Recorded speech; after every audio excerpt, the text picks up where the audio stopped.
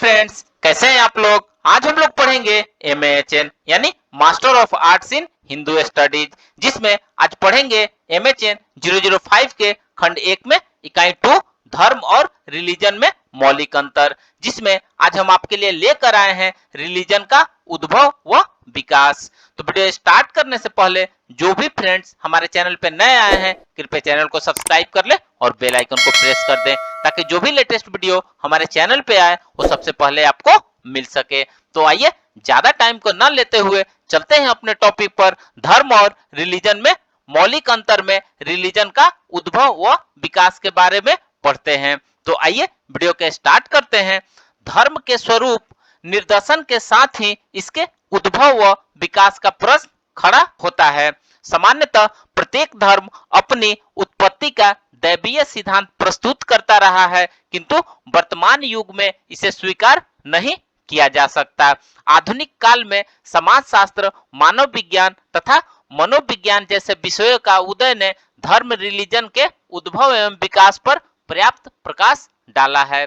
ऐतिहासिक अनुसंधानों और धर्म दार्शनिक अध्ययनों से भी इस विषय के विवेचन में नई गति आई है। वर्तमान में धर्म दर्शन में धर्म के उद्भव के मोटे तौर पर 7 सिद्धांत प्रस्तुत किए जाते हैं, जिसमें दैवी प्रकाशना का सिद्धांत यह सिद्धांत मानता है कि धर्म को स्वयं ईश्वर द्वारा अपने देवदूतों, पैगंबरों या ऋषि मनुष्यों के माध्यम से प्रकट किया गया है। इस दृष्टि से समस्त धार्मिक ज्ञान और विधान देवीय हैं। देवी प्रकाशना पर विस्तृत रूप से एक संबंधी अध्याय में आप पढ़ सकते हैं। अपनी अतर्क संगतता, अव्यावहारिकता और अवैज्ञानिकता के कारण धर्म दार्शनिक रूप से इस सिद्धांत को विशेष महत्ता नहीं मिली है। फिर भी धार्मिक जनों के लिए यह धर्मोत्पत्ति का सबसे महत्वपूर्ण ही नहीं, एकमात्र सिद्धांत भी है। आइए नेक्स्ट देखते हैं आदिम धर्म का सिद्धांत। धर्मोत्पत्ति के सिद्धांतों की दृष्टि से यह सिद्धांत सर्वाधिक महत्वपूर्ण है। इस सिद्धांत को सर्वाधिक बल मानव वैज्ञानिक अनुसंधानों से मिला है, जिसमें उनके साथ समाजशास्त्रियों तथा इतिहासकारों ने भी महत्वपूर्ण भूमिका निभाई है। वस्तुतः आधुनिक युग में धर्म के मूल की तलाश में अन्वेषकों का ध्यान शास्त्रीय धर्मों के बजाय आदिवासी धर्मों की ओर गया है। उन्होंने आधुनिक सभ्यता से दूर वन्य जीवन जीने वाली जनजातियों के धर्मों का अवलोकन किया है। तदनुरूप धर्म के उद्भव का मूल रूप प्रस्तुत किया गया। इस दृष्टि से मुख्यतः 6 रूप सामने आए हैं, जिसमें इस वीडियो में हम आपको 3 ही बताने जाएंगे और नेक्स्ट वीडियो में 3 भी बताएंगे। तो आइए सबसे पहले देखते हैं सर्वात्मवाद। हिंदी में इसके लिए जीववाद या प्राणवाद शब्द का भी प्रयोग होता है।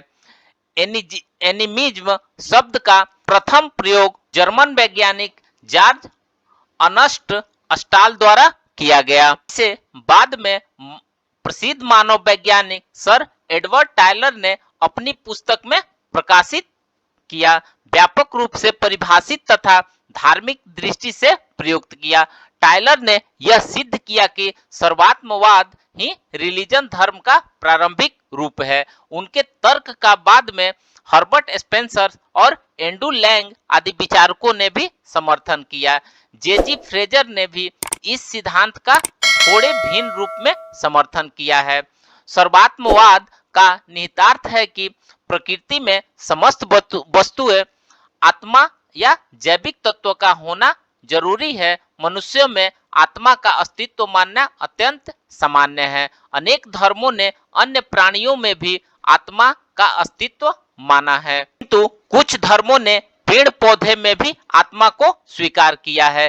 किंतु सर्वात्मवाद ने इनसे भी आगे निर्जीव वस्तुओं जैसे पर्वत, नदी, सागर, पत्थर, मिट्टी, आकाश आदि में भी आत्मा की सत्ता स्वीकार की है। लगभग सभी प्राचीन धर्म, जिनमें अफ्रीकी व अन्य विभिन्न देशों के वन्य जनजातीय धर्मों के अतिरिक्त हिंदू, जैन, शिंतो धर्म भी शामिल है, बड़ी सीमा तक सर्वात्मवाद को स्वीकार करते हैं। इन धर्मों में पशुओं, पक्षियों, सर्पों, पेड़ों, पहाड़ों, नदियों इत्यादि की पूजा के आधार पर यह निष्कर्ष निकाला गया है कि धर्म के ऐसे अभिलक्षण आज भी उपरोक्त धर्मों में सरलता से दिख सकते हैं। आइए नेक्स्ट देखते हैं मानववाद। यह सिद्धांत सर्वात्मवाद के ही समान है।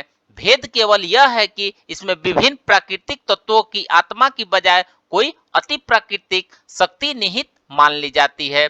इस सिद्धांत के प्रतिपादक मानव वैज्ञानिक मेरियट माने जाते हैं, जिन्होंने मेलेनेशियाई भाषा से माना शब्द को लिया था।